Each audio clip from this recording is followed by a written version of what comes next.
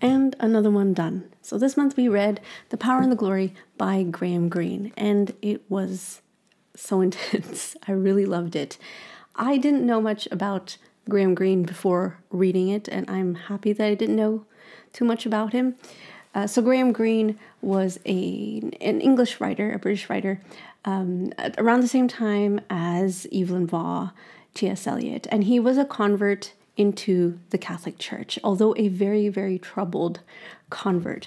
There are some things that he grappled throughout his whole entire life in his faith about the Catholic Church, but he remained faithful to the Church. This book was actually banned by the Vatican at one point, and I heard a story that Greene met Pope Paul VI, and Pope Paul VI told him, "Oh, I loved your book." And then Greene says to the Pope, someone actually from the Vatican banned this book. And he said, "Oh, don't worry about it. There's always going to be someone who doesn't like your book." But since it has been unbanned, I believe, I can sort of understand why they banned it, due to his popularity as a writer. Everybody knew him, and everybody knew that he was Catholic, and he was sort of kind of like a spokesperson for Catholicism. But he was, like I said, he was a very troubled man, and there were certain things in terms of morality and just the purity of a human being. Those are some of the things that he had trouble with. And it is evident in the book. And so his characters are very broken, and he is not kind to his characters, not even the children. The children are not very childlike, and everybody has something bad about them. But I think that is what the beauty is of this book. It was too easy to die for what was good or beautiful, for home or children or a civilization. It needed a God to die for the half-hearted and the corrupt. Hello, and welcome to the Catholic Read with me. If you'd like to join, in April, we're reading The Quest for Shakespeare by Joseph Pearce next. You can join in the description below. Everything is in the description below. And we meet up once a month to discuss the book. There is a Telegram group for extra accountability if you want me to tell you, read, where you can also share your favorite passages and things like that. So if you want to join me, please do go to the description below, and let's get back to the review. So the main character of this book is the Whisky Priest, and this is set during the time in the 1930s in Mexico when there was an anti-clerical regime, and they were communist, and they just wanted to get rid of the church. And so the Whisky Priest, as they call, so he is not the best spokesperson for clergy, for priests and religious, but he is the last one alive. Everybody else had either apostatized or were killed. And this is set in a real time in Mexico. There was an anti-clerical regime, and I believe it's called the Red Shirts, and they wanted to get rid of the church, and there was so much destruction, and so many people were killed. If you're familiar with the Cristeros, that was a little bit before, I believe in 1926, something like that. And this was just, I think, and this is set a few years later. So the Cristeros were a little bit earlier, and that was the beginning. But this was a little later, in 1930. So he is the last priest. The Whisky Priest is the last priest in this area, and everybody else has either apostatized or had been killed. And so in the beginning, it starts off very dry, and everything seems to be like just still. And that's I kind of had trouble with that in the beginning. Like the first, I think 50 pages, I was just waiting a little bit for something to happen. But his writing moves pretty quickly after that. And to comment on the fact that it was very dry and it seemed like nothing was happening, everything about the church had already been taken away. And so it starts off in this desert kind of place where nothing is alive and not even the people feel alive. They're just there. And the Whisky Priest comes, and just as the name suggests, he is an alcoholic. He has certain troubles with the faith that he can't deal with, and he committed the sin of fornication. He fathered a child, and he is not the ideal priest, but he is the last one. And without him, the sacraments, especially the sacraments of confession and the Eucharist, is not possible. Mass is not possible. So he's the last one, and he's on the run. And it starts with him trying to get to a boat so that he can leave. But at the last minute, someone calls for him because they're dying or they're sick. And even though he believes that he is such a horrible, horrible person, and in many ways he is a horrible person, he just can't get away from this duty. He knows he has to go, and God is calling him to go. That is the biggest thing about this book, is that God works with us broken human beings. That is what I love about this story. No one here is perfect. Even if Greene didn't have any issues with the faith, the way he wrote the characters were just so realistic. None of the children in this story are innocent. And apparently that's his thing. Like, he doesn't write anybody. There's no purity to anybody. But I think, at least in this book, it does a great service to the story and to theological questions, moral questions. So he doesn't get on the boat, and that's where the adventure really starts. There were so many times in the book that he almost gets caught. And that's what I really liked about this book too. There were moments where you're waiting, you're with him, you think that he's gonna get caught, but he doesn't. Or he does get caught, but they don't know that he's a priest.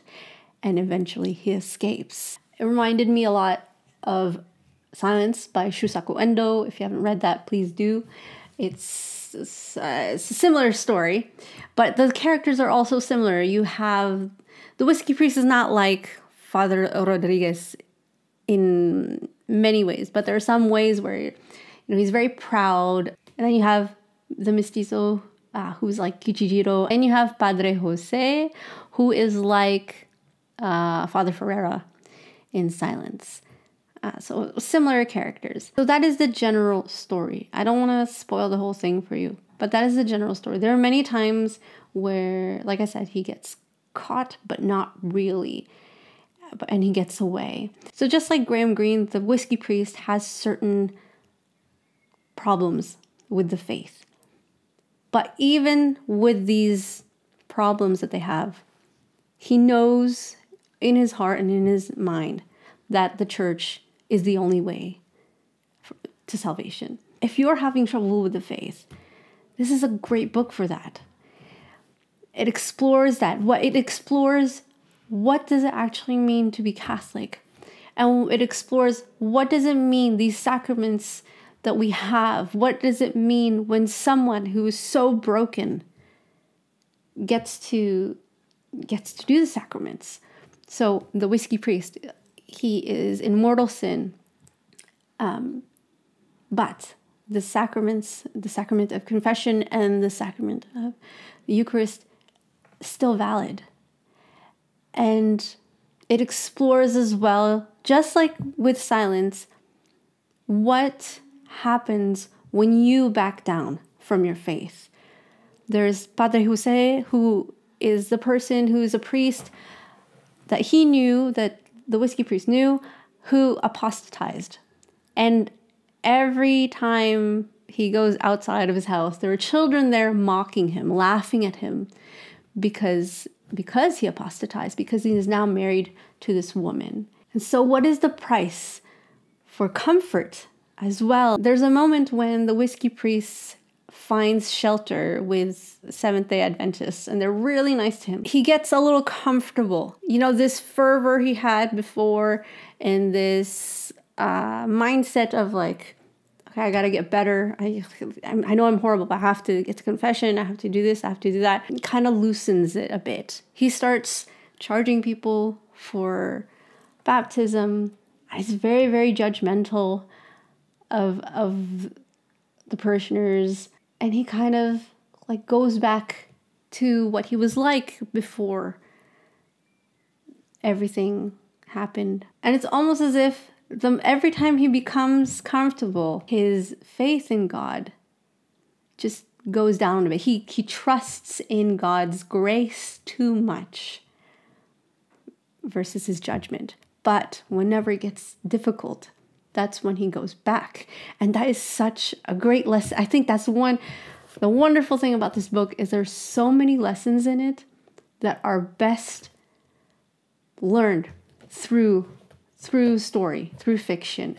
And the whole suffering and being comfortable is in there. So even though Graham Greene, through his characters, is very devil's advocate, there is a great moment in the book where he talks to the lieutenant, and they have this conversation about faith and how you must have faith to live. And it was, I thought it was so brilliant. The whole the whole chapter. I think it's in part 3 or part 4, and I just found myself like nodding, like yeah. There's another character who's an American that they're also trying to hunt for a different reason. Find out that he's a Catholic, and the mestizo character gets the priest to come and follow him because he wrote a note. And so he wrote a note to the father that the mestizo gave the father, saying that he was dying, that he wanted to confess. The Whisky Priest knew it was a trap, and it was, but he went anyway because this man needed to confess before he died. But at the end, he ended up not wanting to confess, and he died. I think that's where the people that banned the book from the Vatican, I think that's where it was misunderstood. And I love that the characters were not black and white. They are all a shade of gray, and at least in this particular story, that was the best way he could write the characters. And through these broken people, show how much God works through us and the horrible things that we do to each other. No one in this book is innocent, not even the children. One of my favorite passages too is here. It was odd, this fury to deface, because of course you could never deface enough. If God had been like a toad, you could have rid the globe of toads. But when God was like yourself, it was no good being content with stone figures. You had to kill yourself among the graves. They're not just material, right? They did destroy everything. They destroyed churches. They killed people. But is God really gone? Did they actually destroy God? No. He still lives. You can destroy the churches. You can destroy everything. You can kill people. But God can't go away. And you might want to create some sort of utopia where everybody gets the same amount of money. There's another character in the story where he hated the church because of the corruption. There were a lot of priests that, lived immorally, had too much money, etc. And so he wanted to get rid of that and have a communist world where everybody had the same amount of things. If only everybody had the same amount of things, and if only everybody was just like on the same level as everybody, except for people like him who are above, then the world would be a better place. But we know that's not true, because we don't live solely on material things. We live with immaterial things. We have a body and a soul, and those two things need two different things. Everything for the greater glory of God. God works through us, horrible human beings, and for good. Everything ends up for good. we just don't see it at that moment. This is one of my favorite novels now.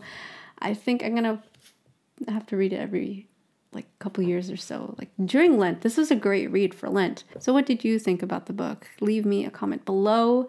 Did you like it? Was it too much? I liked his writing too. His writing was pretty... His writing is not forgiving. Anyway, what did you think about the book? Have you read Silence as well? Let me know in the comments below, and I shall see you in the next one.